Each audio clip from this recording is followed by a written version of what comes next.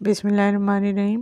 آج کی قسط میں ہم یہ دیکھیں گے کہ یوسف علیہ السلام کو بیچنے والے شخص مالک ابن زار کا کیا انجام ہوا۔ ساتھ ہی اس ویڈیو سے ہم یہ سیکھیں گے کہ اگر آپ اپنا راستہ سیدھا رکھیں تو آپ کے ساتھ جتنا بھی کوئی برا کر لے لیکن آپ کا انجام ان برا کرنے والوں کی وجہ سے بہت اچھا ہو سکتا ہے۔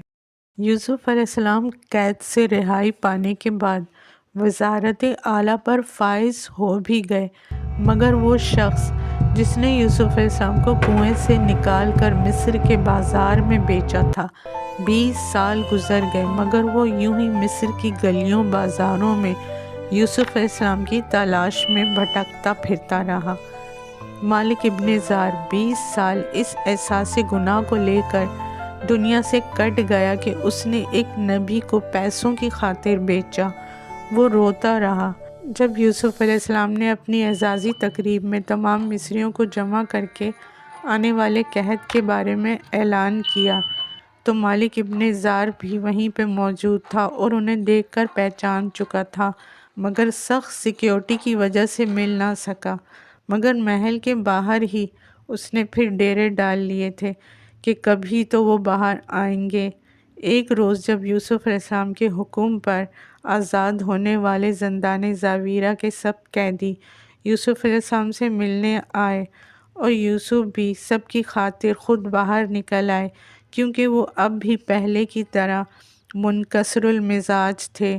انہوں نے قیدیوں کے پھٹے پرانے گندے کپڑے اور حلیے کی بالکل بھی پرواہ نہیں کی اور بہت گرم جوشی سے سب سے گلے ملنے لگے۔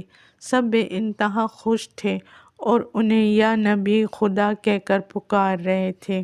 مالک ابن زار یہ منظر دیکھ کر مزید شرمندہ اور جذباتی ہو کر رونے لگا، اور جب یوسف علیہ السلام اس کے پاس آئے اور حیران ہو کر دیکھا، پریشانی کی وجہ پوچھی، تو مالک روتے ہوئے بولا کہ میں ہی ہوں جس نے آپ کو بطور غلام بیچا۔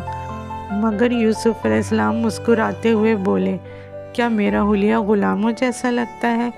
مالک بولا، نہیں، آپ تو آقا لگتے ہیں، مگر میں 20 سال سے دنیا چھوڑ کر ادھر ہی مارا مارا پھر رہا ہوں اس احساس گناہ کو لے کر۔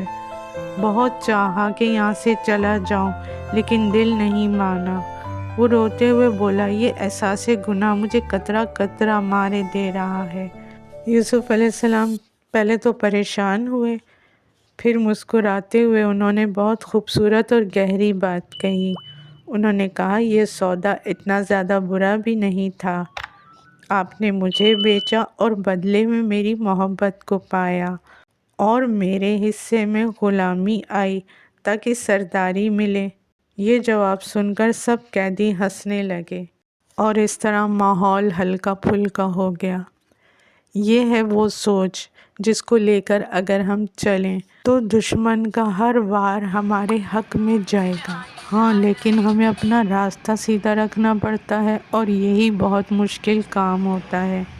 مالک ابن زار سمیت سب قیدیوں کی یہی مرضی تھی کہ وہ یوسف علیہ السلام سے دور نہ جائیں، مگر یوسف بولے کہ آپ سب میرے غلام نہیں ہیں، مگر ہاں، یہ ہو سکتا ہے کہ جو بڑی ذمہ داری خدا نے مجھے دی ہے، آپ سب مل کر اس کام میں میری مدد کریں۔